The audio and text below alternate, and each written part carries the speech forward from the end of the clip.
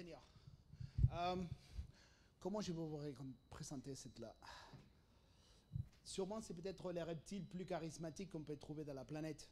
Qui ne connaît pas un dragon de Komodo? Même que tu n'aimes pas les reptiles, tu connais le dragon de Komodo, n'est-ce pas? Et en fait, c'est ça que je pensais il fait 10 ans, quand j'avais pris la poste au zoo de Chester, où il avait la coordination du programme d'EEP, des espèces menacées, comme on a parlé pendant toute la journée. Et en fait, j'ai pensé que voilà, c'était une espèce très intéressante, très attirante, spectaculaire, mais plus ou moins, il est tout fait. Donc voilà, c'est l'espèce de reptile plus connue, sûrement que tout est fait, parce qu'il doit y avoir des gens qui se battent partout. Moi, j'ai pensé que c'était comme les tigres, les éléphants, ils doivent avoir la queue totale à niveau de travail sur les Komodo. Et en fait, c'était toute une découverte, parce qu'en réalité, c'est une espèce que déjà, il ne fait pas très longtemps qu'il était découverte, mais surtout, il n'y a presque personne, il n'y a qu'une seule institution au monde qui travaille avec les dragons de Komodo. Il n'y a pas plus. Vous imaginez, il doit y avoir des tarés, des fous des reptiles qui travaillent tout le temps avec cette espèce. Il n'y a qu'une seule ONG. Et c'est Komodo Survival Program. C'est travaillant avec Ahmad, Denis. Il y a une équipe formidable. Donc, je ne prends pas de crédit de la présentation parce que le boulot qu'ils ont fait sur terrain, c'est eux. Moi, j'essaie juste toujours de parler sur les projets et surtout la connexion qu'on a dans les parcs zoologiques en Europe, mais aussi dans différentes régions comme aux États-Unis, en Australie, etc.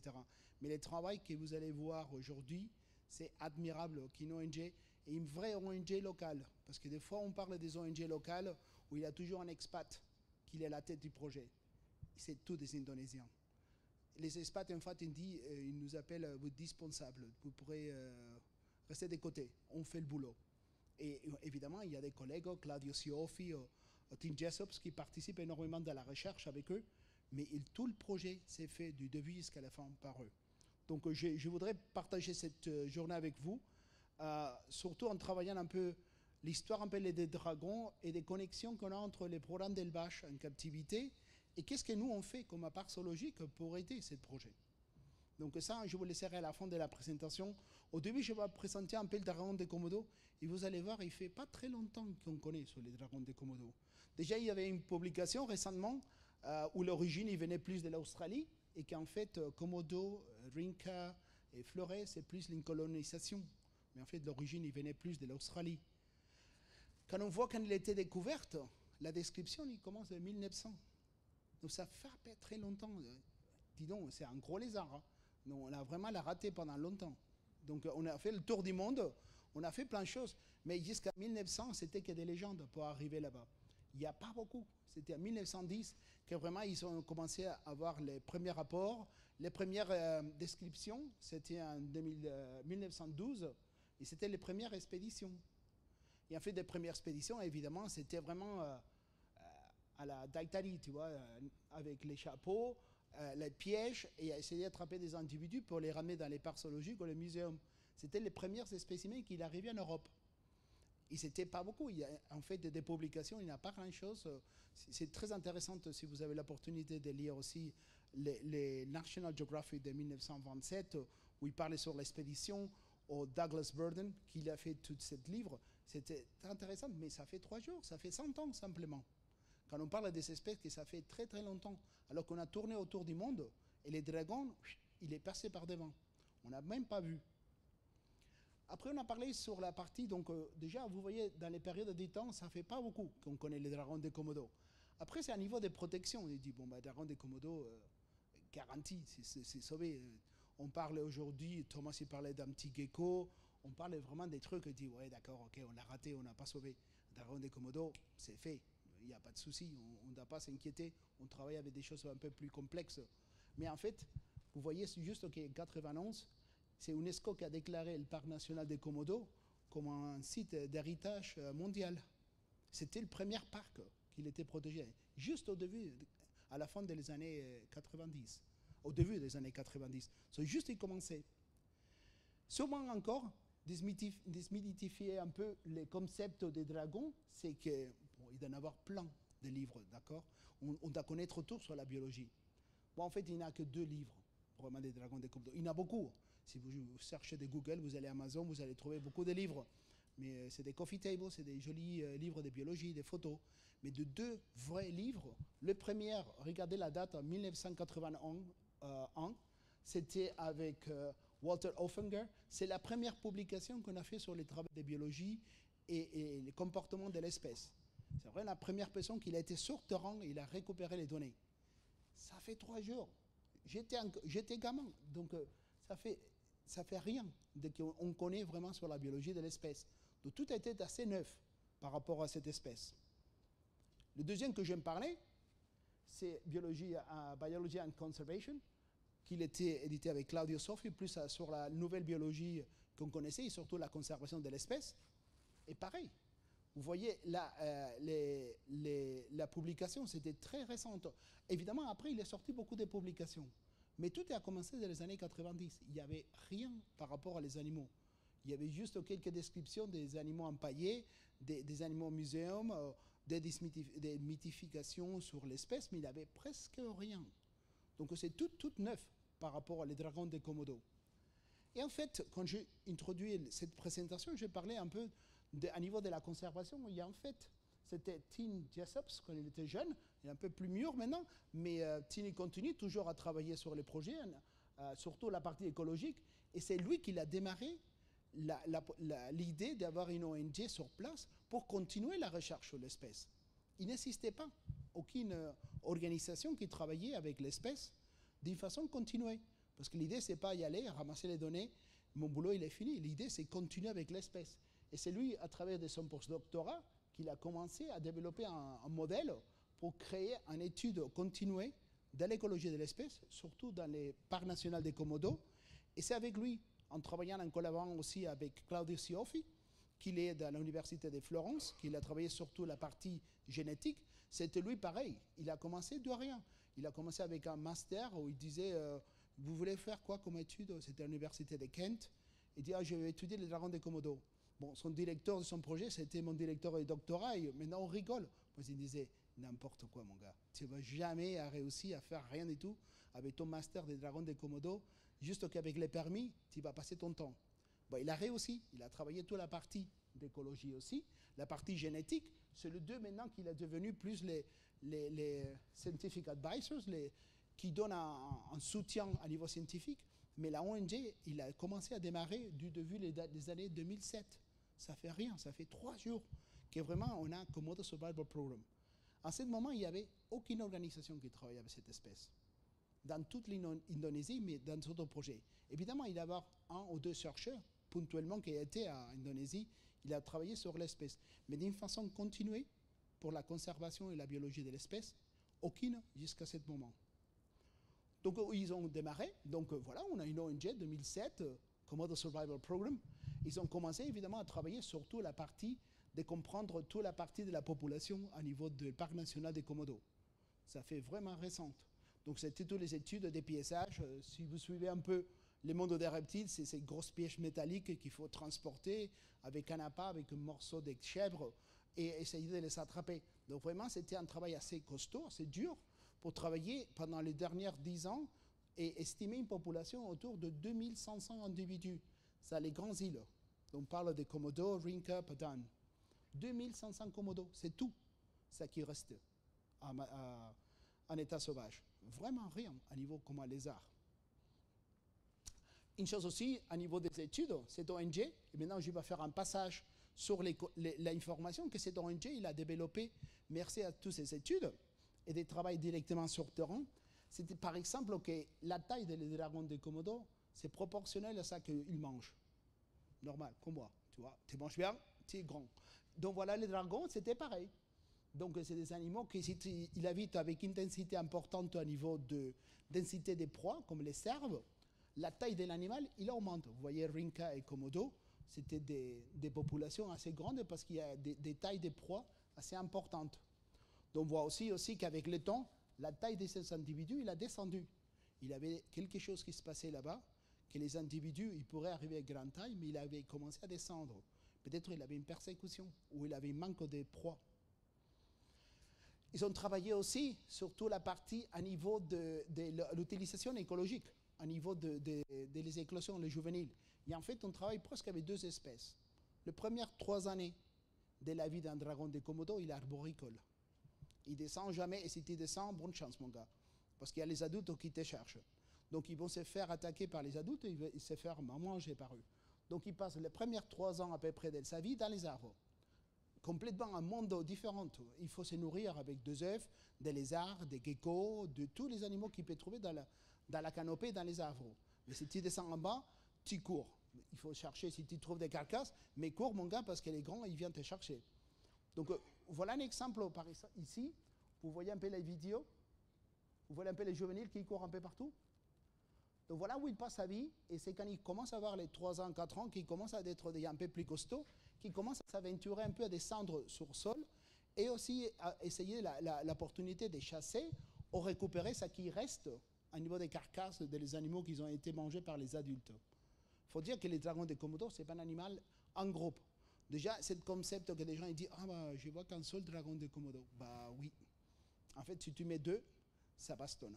C'est des animaux assez violents, c'est agressif. Donc, soit le mâle, il chasse beaucoup la femelle, que ce n'est pas le cas en état sauvage, il faut la laisser tranquille. Il se trouve que juste pendant les périodes de reproduction, si ce sont des adultes, ça va être chaud. Et ces 2 de femelles, c'est pareil. Donc, c'est pour ça que des fois, on voit très souvent des individus solitaires. Ce n'est pas qu'on est méchant, qu'on ne veut pas les mettre ensemble, c'est simplement que c'est la nature de comme ils s'en occupent. Après, ils ont travaillé aussi à niveau de croissance, l'estimation de l'âge. Question qui se passe beaucoup dans les mondes des parcs zoologiques, c'est qu'il y a beaucoup de monde qui regarde et dit la prédiction de l'âge de l'animal. Vous voyez la graphique juste au fond, où il dit que les mâles et les femelles peuvent arriver jusqu'à 40 ans. Bon, c'était une donnée, c'était analysé. Quand on a discuté, en fait, la réalité d'un dragon de Komodo, c'est qu'en état sauvage, je vais essayer de ne pas étendre tout, il arrive à peu près à 20 ans. 20, 30, 25 ans. Pourquoi? Il avait une petite erreur au niveau des estimations, c'est que les animaux, vous avez vu sûrement dans des documentaires où il y a les gens qui jetaient des chèvres, où tu étais comme un touriste, tu pourrais aller dans une plateforme et voir plein de dragons qui sont en train de manger une chèvre ou donner de manger. C'était normal dans les parcs, avoir ce nourrissage des animaux sauvages. Évidemment, c'était un bon revenu pour les touristes, c'était attirant. Ça, c'est fini. Mais pendant plein des années, ils ont fait ça. Donc, ces animaux qui ont de bon âge, qui sont arrivés là-bas, c'est parce qu'ils ont été très bien nourris pendant toute cette période. Donc, il a complètement éclipsé les données. Mais si on coupait vraiment les animaux qui sont vraiment sauvages, l'âge, il arrive à pas plus de 25 ans. Et c'est un peu la réalité. Chose que maintenant, il va être de nouveau réanalysé et cette étude, il va changer. Mais c'est une chose que des fois, les gens ils disent votre dragon de Komodo, il ne survit pas beaucoup en captivité, vous ne le faites pas très bien. On ne va pas dire qu'on n'est pas top, mais une des raisons des animaux, ils vivent un peu. La longévité de l'animal en captivité, c'est parce qu'on a cette référence. Les animaux, ils arrivent à 15-20 ans, c'est un âge plutôt raisonnable. Pendant cette période aussi, ils ont travaillé sur l'estimation de la population. Souvenez-vous que ça fait 3 jours qu'on connaissait les dragons de Komodo dans ces îles. Donc, ils devaient faire toutes les études. Dans toute la capture, ils ont commencé à estimer autour de 2500 dragons de Komodo. Ça, en grosso modo, c'est ça qui reste dans le monde. Mais je n'ai pas fini l'histoire. Mais jusqu'à ce point, les îles plus importantes, Komodo, Rinca, Kilimantan, etc., ces îles, ils donnent un total, mais c'est les plus grosses îles, c'est Komodo et Rinca, où il y a plus la population. Tout le reste, il ne reste plus rien. 2500 dragons de Komodo, juste. Une autre chose importante, c'était à niveau de la survie. Oui, en commençant à savoir plus sur la biologie, sur l'état des populations, à niveau écologique, c'est à niveau des survies. Une chose intéressante, c'est qu'il avait une corrélation très très forte entre la qualité d'habitat, évidemment, et aussi la densité de la biomasse. On parlait dans la première présentation avec Caspar sur la biomasse. La biomasse à niveau des proies, donc plus de qualité d'habitat, plus des proies, plus avait des survies. Le pourcentage de survie était plus élevé, et c'est le coefficient de consanguinité. Chose que c'est un peu logique, mais évidemment, tu dois avoir besoin de ces informations. Donc, eux, ils ont travaillé pendant ces années aussi sur ce projet. Une autre chose qu'on sait très bien, c'est qu'ils peuvent se déplacer. Et on lit toujours que les dragons, ils peuvent se déplacer entre îles, ils peuvent nager pendant des îles et des îles. Mais la réalité, c'est qu'il ne bouge pas beaucoup non plus. Il reste dans cette île, s'il a mangé, pourquoi partir? Donc il peut avoir cette capacité, mais quand ils ont fait des études de radio tracking, ils restent à peu près dans la même zone. Ils ont un territoire assez important au niveau de protection, surtout les adultes mâles. Mais sauf un exemple, une petite exception, celui-là qui a décidé de sauter d'île, en général, il reste dans la zone. Donc il y a une migration, oui. Il y a une dispersion au niveau génétique, oui. Mais ce n'est pas des animaux qui font la navette tous les jours à passer le week-end. L'autre partie, à niveau des thermorégulations, et là c'est un point super important. Il y a certains des jours ce matin que vous voyez les nourrissages des dragons, on travaillait un peu sur cette partie. Et là c'est le côté très important qu'on voit ici, c'est que on voit à peu près la température interne entre un juvénile, une taille moyenne et large, elle n'est pas très différente. Vous voyez, ça ne fait pas trop différente. Ce que je voudrais que vous fassiez un peu d'attention, c'est cette partie. En fait, la ligne rouge, c'est la température ambiance. La bleue, c'est la température du corps de l'animal. En fait, les dragons des Komodo, son objectif, c'est maintenir l'énergie. On parle beaucoup de soutenabilité. Aujourd'hui, bon, voilà, un bon exemple de ça. C'est une batterie. Il doit charger la température. Il ne peut pas réguler sa température. Donc, de cette façon, c'est qu'il a besoin de thermoréguler. Oui, qu'il arrive à faire. Dans les possibles, mais pas toujours. Donc, on voit dans ce cas, 0, c'est minuit. Donc, pendant la nuit, on voit que la température descend. Normal. Il fait froid, donc il perd la température avec l'ambiance. Toujours, il garde la température de son corps un peu plus haut. Vous voyez, la ligne de ce côté du corps de l'animal, elle est légèrement supérieure à la température d'ambiance. Donc, il retient un peu. La morphologie et le métabolisme de l'animal, il retient la température. Par contre, quand il commence entre 6 heures au début de la matinée, quelqu'un a été effleuré sur Rinka à voir des dragons? Non? Un jour, vous avez l'opportunité de réveiller tôt, bon café, et dès qu'il sortait la lumière, sortez. Parce que vous évitez déjà les touristes pour se faire la photo, mais surtout, vous voyez les dragons de Komodo qui bougent. Donc, vous verrez un instant la typique photo selfie, à quelle heure il s'est fait cette photo. Je vous dirai tout à l'heure. Mais là, à ce moment, dès qu'il sort la lumière, l'animal, ce qu'il va faire, c'est charger la batterie.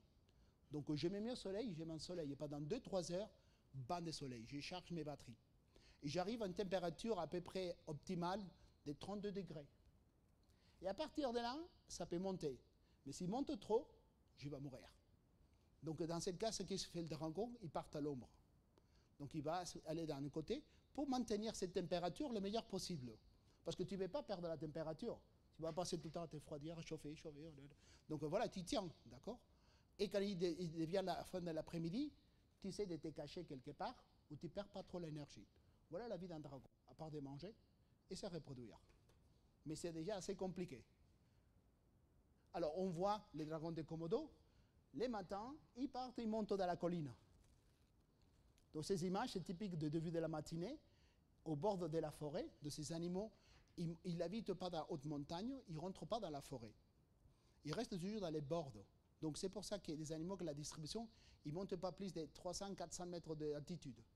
Donc, tous les îles, c'est le maximum de la hauteur à niveau d'altitude qui va rester. Il ne montera pas plus haut parce que c'est trop froid. Il ne va pas rentrer dans la forêt parce qu'il ne peut pas thermoréguler. Donc, c'est au bord de la savane et la forêt secondaire qui va rester les dragons de Komodo. Alors, maintenant, ça vient la partie chaude. Voilà les touristes. Cette photo, garantie, il était faite, sauf que l'animal, il vient de manger, à midi. Pourquoi? Parce qu'au début, vous voyez ça, c'est la température à niveau d'ambiance, c'est ça la ligne blanche. À peu près, c'est la température, la noire, c'est des corps qui commencent à chauffer. Ça, c'est le premier livre de Offengen qu'on parlait, en 1980. Et vous voyez, à partir des 10 heures, ça y est, ça monte la température.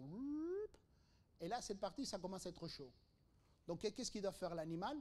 Il doit tout de suite se mettre à l'ombre. À 10 heures, la température ambiance, vous voyez, ça fait 30 degrés. Donc, il ne veut pas non plus s'échauffer trop parce qu'il va s'étouffer. Et comme vous voyez dans la vidéo, l'animal, il ouvrait la bouche et faisait « Ah, il ne peut plus ». Tu vois, comme les chiens quand ils sont trop fatigués. Bon, ça, ce comportement, c'est parce qu'il essaie de refroidir. Il est tellement chaud qu'il ne peut plus. C'est très difficile de voir ce comportement dans certains parcs zoologiques. Parce qu'il faut mettre une température ambiante de 30 degrés. Bon, la facture de chauffage, ça monte, je ne te dis pas. Mais surtout, si c'est une exhibition où il est partagé avec les publics ne restent pas beaucoup à 30 degrés. Hein, sauf qu'il est dans la plage. Donc évidemment, le problème, c'est qu'en général, la température ambiante dans les animaux en captivité, c'est un peu plus bas. Donc l'animal, il arrive à pas avoir, ça connaissait le stress thermique. Donc voilà, si vous voulez être touriste, vous allez vers 10h midi, vous allez prendre votre déjeuner tranquillement. Si vous voulez voir un dragon de Komodo qui est actif, qui va dans la plage, qui cherche à manger, qui cherche à s'ensoleiller, entre 8h et 10h, ou même à 6h, il commence à bouger déjà. Ça, c'est la période la plus intéressante d'activité. Et après, dès qu'il descend la lumière, il commence à se cacher. Donc voilà un peu l'activité qu'on ne savait pas, et c'est avec l'équipe de Komodo Survival Program et Offengate au début qu'il a commencé à travailler. Donc qu'est-ce qu'ils font aussi? C'est le suivi évidemment de la population. Et ça qu'ils ont fait, c'est changer le système de suivi parce que les dragons de Komodo, ils comprennent très bien qu'il y a un truc bizarre quand ils voient un piège. Donc ils ont commencé à faire des suivis dans différents habitats, différentes îles, et ils disaient, bon, bah, il n'y a pas de dragon, alors qu'ils disaient, les locaux, que oui, il y avait. Ils se sont rendus compte qu'il y a certains dragons de Komodo qui disent, je ne vais pas y aller. Il y a un truc bizarre, je ne rentre pas même qu'il a une cuisse de chèvre là à l'intérieur. Donc ils ont changé complètement le système, ils utilisent des caméras pièges. Et avec ça, ils ont identifié qu'il y avait des trous dans la distribution où il y a certaines populations qui ne voulaient pas y aller dans les pièges. Donc maintenant, le suivi, il est beaucoup moins utilisant les grosses pièges. Ça fait 35 kilos chacune, donc ça fait des sports. Quand ils montent dans la colline, et tu utilises simplement ce type de piège, et tu dois capturer des échantillons génétiques ou tu dois avoir des mesures des animaux. Mais sinon, dans ce cas, tu utilises juste pour la présence ou absence, même des individus, tu peux le marquer et pendre dans la peau. Pendant certaines périodes, tu utilises des caméras pièges. Beaucoup plus légers, évidemment. Ça qu'ils ont travaillé aussi, c'est les nids.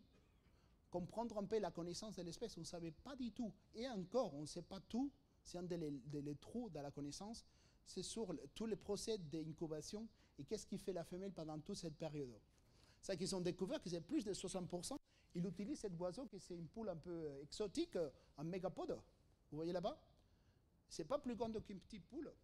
Mais cet animal, je ne sais pas si vous l'avez vu, cet animal, il y a un comportement qui fait un nid énorme. Mais il ressemble qu'il a une crise de ménage. Donc il passe pendant plus d'1 an à faire une pile de terre. Ça fait plus ou moins toute cette zone. Et il fait une taille énorme, 1,5 m, 2 mètres. Et tu passes dans la forêt, tu vas les voir, et il balaye. Pépa. Il va aller, poum, il monte. Jusqu'à qu'il arrive à avoir une taille énorme. Et là, il pond l'œuf. Donc c'est un incubateur. Donc, le dragon de Komodo, il a compris l'affaire et dit, bon, tu travailles, moi je ponds les œufs. Donc les dragons de Komodo, ils utilisent cette nid de mégapodes. Donc l'importance de la présence d'un mégapode dans son habitat, parce que 60% de cette ponte, de cette nid, on le trouve dans cette zone. Donc il fait, et ça c'est une des choses intéressantes qu'on ne connaît pas trop encore, donc peut-être ça sera un sujet d'un jour dans une future conférence, c'est que les femelles, il fait plein de différents nids pour éviter que les autres dragons ils viennent les manger. Donc les autres dragons, ils disent, bon, bah, toi tu ponds, moi je le mange. Donc chacun son truc. Donc et il fait la femelle des fausses trous, des fausses nids, par toute cette zone, jusqu'à qu'il fait une dernière, il la couvre bien. Mais la femelle, il protège cette zone. Il va, il vient, il protège cette nid. On ne connaît pas trop encore jusqu'à quel point. Est-ce qu'il tient, est-ce qu'il y a des communications, on ne sait pas encore. Mais clairement, il y a une femelle qui continue à faire la protection de cette nid pendant longtemps. Donc voilà un exemple de l'écologie qui sont développés. Vous voulez voir là les nids, là-bas. Et après, évidemment, il peut trouver aussi dans les bords d'une colline ou simplement il fait des trous dans la terre. Mais la plupart, ils utilisent les mégapodes. Au niveau de la nourriture, c'est pareil. C'était toutes les études de connaissances au niveau de la distribution, la densité et l'état de la population par rapport à la nourriture, la disponibilité de la nourriture. Évidemment, on est en train de parler des buffles sauvages, on parle des sangliers, on parle des cerfs. Évidemment, surtout les cerfs, c'est une des nourritures importantes qu'ils chassent beaucoup la communauté locale. Donc il va y avoir une concurrence entre les dragons de Komodo et la disponibilité des cerfs. Et comme on a vu avant, plus on a des biomasses, des proies, plus grand, ils deviennent les dragons de Komodo. Ça va affecter cet état de la population par rapport à la proie. Et l'importance de la proie, qu'il soit une proie complète. Donc ça, c'est un exemple à gauche d'une nourriture en état sauvage. Et là, à droite, c'est ça qu'on commence à faire, comme on a vu aussi aujourd'hui à Quatis, on donne la nourriture complète. Où l'animal, il a besoin de se nourrir de toutes les parties du corps. Mais des fois, dans ce côté gauche, on voit un cerf plutôt frais, on va dire, mort, mais il se nourrit de toute la partie de l'animal jusqu'à la fin, jusqu'à qu'il reste que les tendons pourris, où il y a que les os. Il mangera tout. Il gaspille rien du tout. Donc des fois, on donne toujours des viandes fraîches, mais il pourrait, évidemment, c'est un peu compliqué devant le public, on pourrait trouver les pires carcasses que vous pourrez imaginer dans la forêt, ils les prennent. Ils ont une capacité de pouvoir digérer sans aucun problème. Et les organes et toute la partie de l'animal, tendons, peau, os, etc. Donc ils ne mangent pas que de la viande, ils mangent tout ce qui est disponible, parce qu'en général, ce qu'on voit ici aussi, les volumes, c'est qu'il y a une opportunité pour manger jusqu'à la fin. C'est pour ça qu'en captivité, on nourrit pas plus d'une fois par mois. Et déjà, ils ne sont pas la même activité qu'il peut avoir un dragon de Komodo en état sauvage où il peut brûler ses énergies. Voilà pourquoi. Ce n'est pas parce qu'on est méchant, c'est juste parce qu'ils ont besoin de cette partie. Et si vous voyez comme ils mordent les animaux, vous voyez que l'animal ne mord pas jamais direct. D'accord? Il mange toujours, il tourne d'un côté, il tourne de l'autre. Pourquoi? Parce que la morphologie des dents, ce n'est pas symétrique. Il est concave. Donc quand il mord, la capacité de pouvoir mordre, c'est beaucoup plus effectif s'il mord de côté parce qu'il peut déchirer et enlever un gros morceau. De la même façon que s'il va attaquer une proie, de mordre de côté, il va déchirer, il va faire beaucoup plus de dégâts dans la musculature et évidemment après il va injecter les venins. Donc c'est une autre partie qui peut affecter. Mais c'est surtout l'impact qu'il y a de déchirer complètement les pattes, surtout de derrière d'un animal, qui va aider à pouvoir l'attraper le plus vite possible. Donc voilà, une fois, quand on voit les dragons de Komodo, il dit, un peu bizarre, il ne mord pas bien. En fait, il fait ça. C'est parce que les dents, ils sont courbes. Il aide mieux à couper. C'est comme une petite scie. Le travail aussi qu'ils ont fait, on travaille déjà dans cette dernière moitié de partie déjà, c'est surtout travailler sur la formation. Donc la distribution, elle est énorme. Dans cette équipe, Komodo Survival Program, ce qui travaille aussi, c'est la formation de tout le personnel. Donc ils forment complètement tous les personnels à niveau des parcs nationaux. Maintenant, il y a beaucoup plus de réserves que Komodo. Donc ils travaillent avec ça, qui commencent à apprendre à collecter les données et aussi savoir les analyser. Donc c'est en donnant toute la responsabilité et aussi la connaissance à les différents parcs qui peuvent récupérer les données. Donc il n'y a pas à être présente eux-mêmes dans les programmes de suivi. Ça se fait tous les années. Chose intéressante que j'étais complètement surpris il fait 10 ans. Je m'assois avec eux, je discute sur les projets, comment on pourrait aider. Et je demande, bon, qu'est-ce qui manque pour les dragons de Komodo? Il y a des questions. Il dit, oui, il reste encore des questions à savoir sur les dragons. Il dit, c'est quelle la question la plus importante qui met la différence pour sauver les dragons de Komodo? Et là, moi, j'étais éclaté, il me dit la distribution. On m'a dit donc, depuis 2007, qu'est-ce que vous avez fait? Donc, vous ne savez pas, il dit, on ne sait pas encore la distribution de l'espèce. Vous voyez ici, c'est Komodo. Voilà, tout le monde se souvient de Komodo. Vous voyez, c'est petit, hein? Rinka, Padam. Tout ça, c'est Flores. On ne savait pas du tout, en 2015, la distribution des dragons de Komodo Flores. Il n'y avait pas de données, zéro. Donc les reptiles plus charismatiques de la planète, on ne savait même pas où il habitait. Alors comment tu vas le sauver, comment tu vas préserver l'espèce, si tu ne sais même pas où est-ce qu'il est? Mais en attendant, on travaille sur y aller à Mars, ou travailler sur une autre planète. Mais on ne savait même pas où les dragons de Komodo il étaient. Même les dragons de Komodo sont différentes. Chose qu'on ne savait pas génétiquement, ils sont différentes. Les dragons de Komodo, c'est plutôt cette morphologie, plus grand, plus gris, un peu plus moche quand il est adulte. Et les dragons de Komodo de Flores, c'est un peu plus orange, plus jaunâtre. Et génétiquement, ils sont différentes. Pas pour faire de sous-espèces, mais ils sont différentes génétiquement. Il y a une petite connexion entre eux, oui, il y a quelques-uns qui se connectent, mais c'est carrément Rinka et Rinka et Komodo d'un côté et Flores tout le reste. Mais ils ne savaient pas du tout la distribution des dragons de Komodo. Ça a pris 3 ans par toute l'île de Flores à mettre des caméras à piège pour la présence-absence des dragons de Komodo. C'est qu'à 2018, donc ça fait 5 ans qu'on connaît la distribution des dragons de Komodo. Donc des fois, on a toujours la perception qu'on a vraiment fait tout et on travaille avec des choses très petites, mais même les plus grands, on a complètement raté la connaissance sur les espèces. Donc c'était juste avec un projet qu'on a pu financer, argent qui est venu des eaux, par hasard, qu'on a pu financer toute cette partie. Donc jusqu'à maintenant, on ne savait pas. Et là, on a identifié, ils ont identifié des zones des dragons de Komodo qu'évidemment, il n'y avait aucun intérêt touristique. Les communautés, dans ce cas, ils ne voyaient pas aucune valeur pour les dragons de Komodo, comme à Rinka, comme à Komodo dans les parcs nationaux. En fait, c'était nuisante. Ça m'embête parce qu'en fait, ils mangent mes chèvres. Donc, tu vois, c'est pas évident. Donc, on commençait de zéro à niveau des travaux de sensibilisation avec la communauté. Voilà la distribution qu'on savait avant cette étude. Donc, la distribution actuelle, évidemment, historique, on savait qu'il y en avait un peu plus. Ils sont carrément tous disparus. Il reste cette zone ici, Pota, Ontolé, où c'est une île magnifique où il y a une colonie de chauves-souris incroyable, plus de 30 000 chauves-souris, où les dragons de Komodo se nourrissent presque de que ça. Donc c'est incroyable, c'est vraiment spectaculaire. Mais surtout, on voit qu'il n'y a que cette partie de Flores et cette partie du nord. Et juste cette zone ici. Donc la distribution est fragmentée, bien cassée. Et voilà, une des choses plus importantes, c'était travailler aussi la partie des changements climatiques. Donc une fois qu'on commence à connaître un peu les projets, c'est qu'on sait qu'il habite pas plus haute de 300-400 mètres d'auteur. Il habite dans la côte, dans le bord des forêts. Donc s'il monte les niveaux d'eau, bah, la possibilité de trouver des endroits, ça va être beaucoup plus complexe parce qu'il va rentrer dans la forêt. Donc il y a plein de choses qui vont affecter les animaux.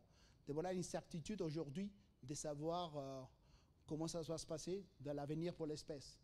Pareil sur la protection. Donc une fois que maintenant on savait qu'à Flores où il était, il n'y a que de 10 à 15% de toute la population.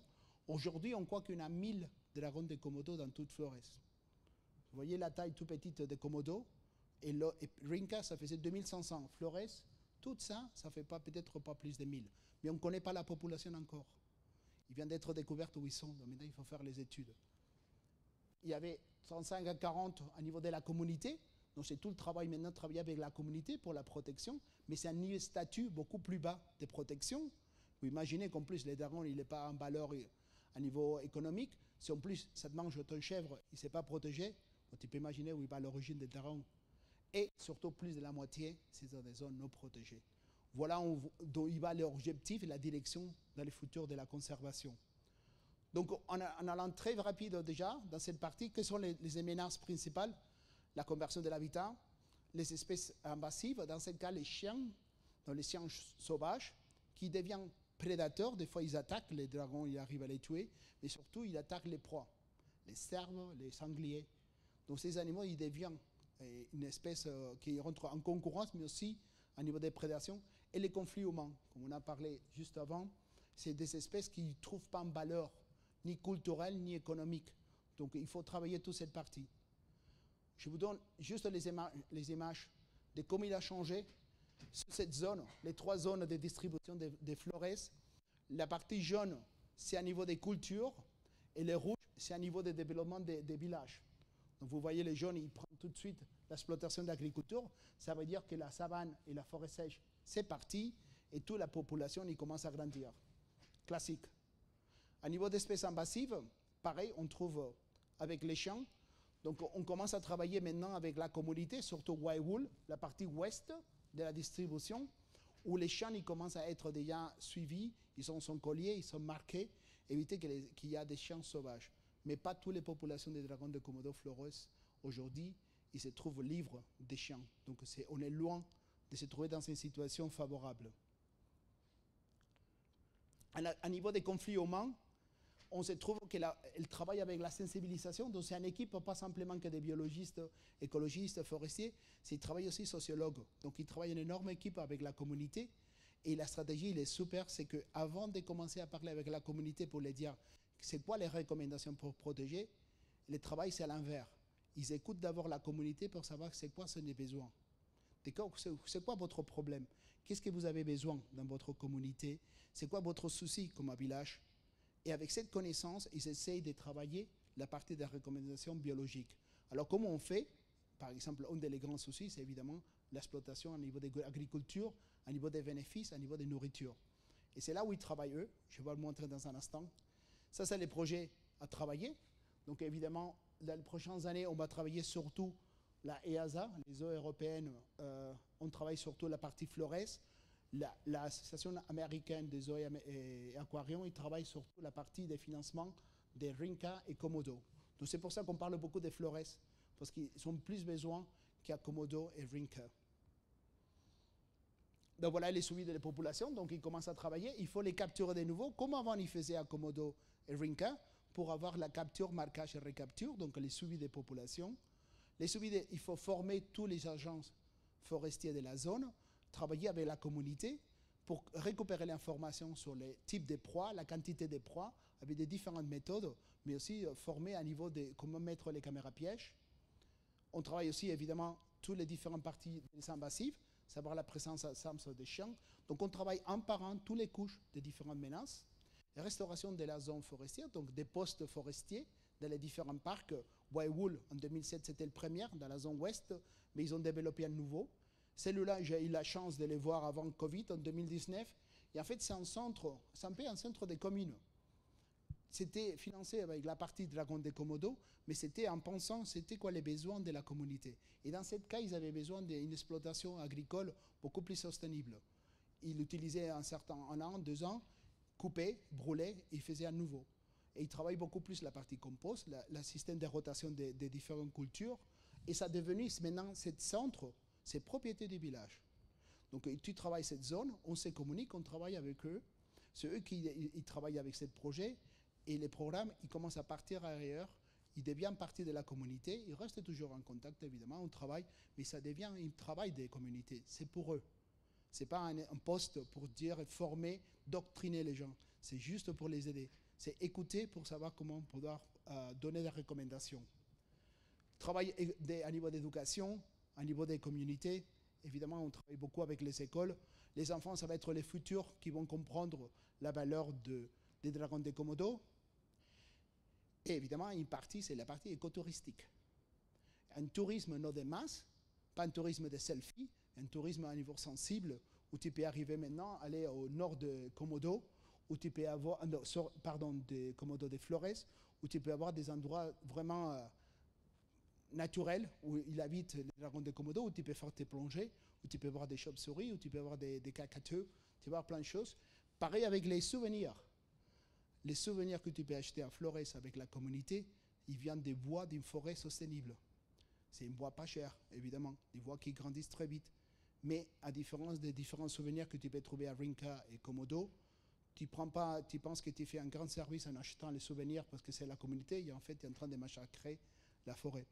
Ils travaillent avec la communauté, des zones de forêt, où tu peux avoir ces petits souvenirs parce qu'il y a voyagé là-bas et tu veux le garder ou ramener à tes proches. Mais en fait, c'est tout un travail de formation, aussi pour la partie d'interprétation. La formation aussi des personnels, je n'ai parlé aussi, et les gouvernements. En Indonésie, tu ne peux pas faire rien sans les permis du gouvernement indonésien. Donc, ils renouvelent de façon régulière, tous les 5 ans, les permis de recherche et travailler sur les projets. Ils sont devenus tellement importants qu'ils sont conseillers scientifiques maintenant pour les gouvernements d'Indonésie. C'est une ONG. Ce ne sont pas des politiciens, ce n'est pas des grands financiers.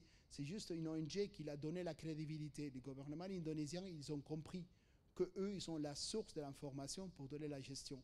Et aussi, évidemment, politiquement, il peut y avoir plus de crédibilité en travaillant avec eux. Donc maintenant, toute la gestion à niveau des parcs nationaux, eux, ils font partie. Ils travaillent aussi sur la saisie. Ils ont été animaux saisis à niveau illégal. Ils ont travaillé sur la réintroduction des animaux qui ont été saisis par les autorités. Et là, c'était une réintroduction au Ontolei, en cette île où il y a tous les chauves-souris. Donc, ils ont travaillé la génétique d'abord, etc. Mais eux, ils participent. Ils ne sont pas simplement observateurs. Maintenant, ils sont actifs sur les actions que le gouvernement y prenne. Partie aussi, en terminant cette partie, c'est qu'ils travaillent aussi sur les plans d'action globales. Chose que c'est assez complexe. Parce que les dragons de Komodo, ça devient iconique. Les dragons de Komodo, tu as besoin d'une signature du ministre pour faire n'importe. Tu as besoin, si tu veux transférer un dragon sur un zoo ou un autre, tu as besoin de la signature des ministres. c'est une espèce très cotée à niveau de valeur politique. Donc évidemment, il y a plein de choses qui sont réussies, des prix, des publications, toute la crédibilité scientifique. Et la dernière partie, c'était parler où est-ce qu'ils sont les dragons de Komodo dans les eaux. On a parlé sur cette partie, qu'est-ce qu'on fait, où est-ce qu'ils sont les dragons de Komodo. La plus grosse région, c'est aux États-Unis et l'Europe. À peu près, on a une centaine aux États-Unis et autour de 80 en Europe. Quelques-uns en Australie en ce moment parce qu'on a transféré des animaux, mais il n'y a pas beaucoup plus. Chose que c'est très important de savoir, c'est qu'on travaille aujourd'hui comme gérante aujourd'hui du programme d'élevage, c'est que les animaux doivent être transférés la propriété au gouvernement indonésien. Nous, on est gérante du programme d'élevage, mais la propriété de l'animal, il vient d'Indonésie. Sont d'Indonésie, sont à eux. C'est un engagement à eux aussi à être responsables, à s'en occuper des projets de protection d'habitat. Nous, simplement, on fait une partie modeste de la gestion d'élevage. Mais on n'est pas propriétaire des dragons de Komodo. Et ça, c'est un modèle qu'on est en train d'essayer de mettre en place, comme ça se fait avec des autres projets, comme des tortues de Madagascar, comme ça se fait avec des autres espèces. C'est ça qu'on veut qu'il y ait une valeur et que le gouvernement indonésien il a conscience que ces animaux, on est juste des custodies, on les garde, mais ce n'est pas à nous, pas propriété d'aucun zoo. Alors qu'est-ce qu'on fait, nous? C'est à niveau de gestion, à niveau des parcs zoologiques, quel est le rôle qu'on joue? Évidemment, c'est charismatique, c'est un ambassadeur, on peut parler sur eux, les gens, ça les intéresse, évidemment, c'est spectaculaire comme animal, donc il y a ça. On encourage évidemment la connexion, donc il y a plein de recherches que je n'ai pas tout le temps de passer 2 heures à parler sur ça, mais on travaille beaucoup de recherches, par exemple des pontes par rapport à une captivité en état sauvage. Donc on travaille beaucoup d'échanges, des thermorégulations, des systèmes d'attachement des radio-tracking, etc. Il y a plein de choses qu'on travaille, des suivis à niveau vétérinaire. Si en futur, on a besoin, par exemple, des élevages et des réintroductions pour remplir des trous entre différentes populations, c'est une possibilité, mais aussi, il y a une question financière. Les zoos, ça qui fait, c'est financer ce projet. Donc l'argent que vous donnez, il vient par exemple ici à Aquatis, où vous achetez un souvenir, ou un polo, tada, hein? Cet argent, il va directement sur un financement. Vous pourrez penser, bon, c'est symbolique, c'est juste un nettoyage d'image. Toutes ces activités, ça dépend des années, mais entre 1/3 et 2/3 le budget global de cette ONG, il vient que des eaux. Donc aujourd'hui, ça n'a pas non plus se remplir des grandeurs. Sans les eaux, aujourd'hui, Komodo Survival Program n'existerait plus. Et en fait, pendant les périodes de Covid, c'est les eaux qui ont continué à contribuer, même que les eaux étaient fermées, les aquariums ici, et ils ont continué à financer parce qu'ils savaient que c'était ONG, même ils avaient peur de dire il faut couper les ressources. On va peut-être dire au revoir à des personnels jusqu'à ce que les choses soient meilleures. Donc voilà une chose que peut-être on ne dit pas beaucoup, parce que peut-être l'argent, ce n'est pas une chose agréable, mais en réalité, c'est le financement qui arrive de tous les années, il vient des parcs zoologiques. Voilà un exemple d'un des rapports annuels qu'on donne toujours à les institutions qui financent les projets. Donc il y a des zoos. La plupart de tous les zoos qui sont des dragons de Komodo, ils financent un minimum et des fois beaucoup plus. Et voilà l'importance de travailler avec les dragons de Komodo, où on voit des exemples, où on partage les infos donc, tous les 3 mois. C'est pour ça qu'Aquatis, il peut vous raconter tout le temps des nouvelles. Parce que tous les 3 mois, on a des infos tout le temps. Des photos, des vidéos, des rapports, des activités. Donc voilà un exemple de, comme on parlait Thomas, One Plan Approach, à différentes connexions qu'on peut avoir entre une espèce qu'on croyait qu'on connaissait beaucoup, super charismatique, on peut trouver pas un reptile beaucoup plus spectaculaire et célébrité qu'un dragon. Et en fait, ça fait 3 jours qu'on l'a découvert, et encore moins, dès qu'on ne savait même pas où elle habitait. Donc il reste encore beaucoup, on va dans les bons chemins, mais évidemment, Flores, c'est une île toujours à travailler. Merci beaucoup, et voilà, désolé pour le retard.